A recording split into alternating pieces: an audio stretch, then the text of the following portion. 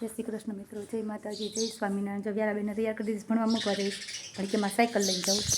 જો એની water bag, રૂમાલ, bag બધું રેડી થઈ ગયું છે. અને બસ કે બટું એમાં ધૂળવાળી સાયકલ લઈને ભણવા ન જવાનું. બધા એમ કે હમણાં જો સાયકલ આઈકી નથી ને તો સાયકલ જો ધૂળવાળી થઈ ગઈ છે. આમ જો થઈ ગઈ છે ને ધૂળવાળી.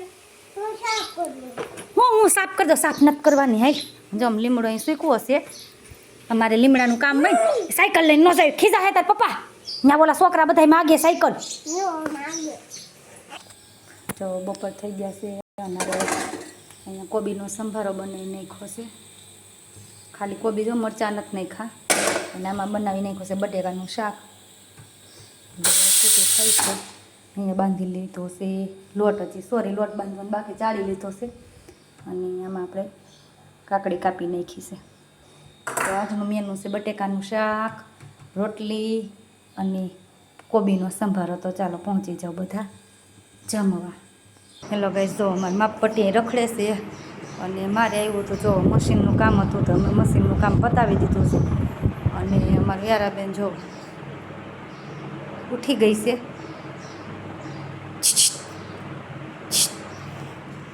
જો સોટી મેં સવારે છે ને આમ લીધી હોય આમ, અને ઉઠે ને તામ ઊભી થાય સોટી. જ્યારે ત્યાં સોટી આમ ઊભી થઈ ખીતો થઈ સોટી પાછળ. નીંદરમાં છો હજી હે ઊંઘ આવે છે. અહીં જો દોરા ને એવું એમને બધું પડ્યું છે. હમણાં તો કેટલા દિવસથી મશીને બેઠી જ નહોતી. તે આજ થોડુંક કામ આવ્યું હતું સિલાઈનું ને એવું. તો કાલ દઈ ગયા હતા કે કાલ થઈને ત્યાં કરી દેજો. એટલે અત્યારે હું થોડીક વાર ફ્રી હતી ઉઠીને તો મેં તો એ કામ પતાવી દઉં. ને અમારા વ્યારાબેનનો ફોટો જોવો. રિયલ ચોટલીવાળો છો એની રિયલ ચોટલી હેંચવી હતી પણ ફોટો હમણાં કરાવ્યો અમે. કાવ્યારું વ્યારાનું છે ફર્સ્ટ હેરકટ. આ વ્યારા 4 મહિનાની હતી ને ત્યારનો ફોટો છે. અને આ વ્યારાની રિયલ ચોટલી છે. હે માપ કરી દે લે મમ્માને હાથ માપી દે. લે કેવડો હાથ છે તાર જીબડી માપ તો કેવડી છે. માપ કેવડી છે. કેટલું બોલતી હોય. માપ કરી દે શું વ્યારા મને કરી દે પગ માપ. અહીંથી કમરેથી તે પગ નીચે સુધી બેસી જાય માપ. હાથ માપવો છે તો શું માપવું છે. વ્યારાબેન માપ કરે. ચાલો વ્યારાબેન અમારે કપડાં સીવવા માંડી છે. ખીજાણી છે. ખીજવાળી તો બહુ છે. દાંત જો પડી ગયા. 2 દાંત પડી ગયા.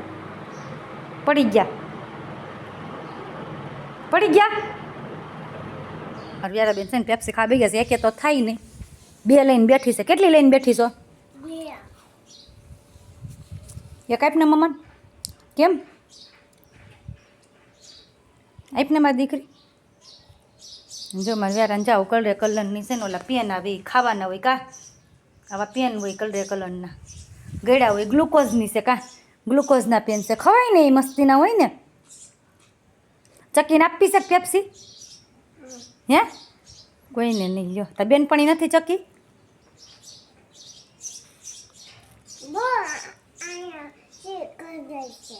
ચકી ને ગાંડી છે ચકી કા. પ્રસાદ કેરીનો એમાં ન નખાય. બસ એમાં નાખ દે પાછું. એમાં ન નખાય ગાંડી. બસ સંપલમાં ન નખાય.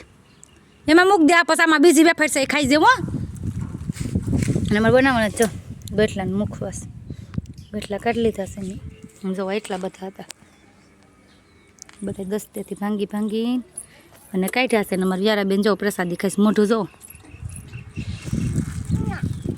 માં નથી ખાવી આપે તું ખાઈ જા. એમ કાંઈમાં ખાવા માંડ ફટોફટ આલ. હે કાંઈ ન દે. કાંઈ નહીં. હું જા તીખી વેફર ખાઉં છું. જો છે ને તીખી તો તું કેરી ખાવા માંડ. હો કેરીની પ્રસાદીશ કેમ.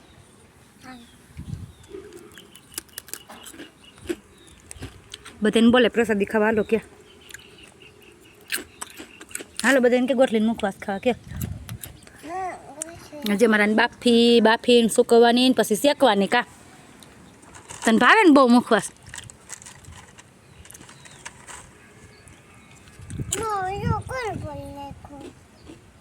હું કોક આવ્યું હોય છે. મને શું ખબર કોણે પાડી નાખ્યું. ઝાડવા પાસે મને નથી દેખાતું પણ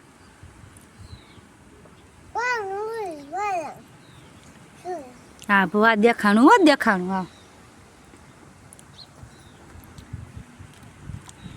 મિત્રો આપણી ગોટલી મસ્ત એવી બધી બફાઈ ગઈ છે.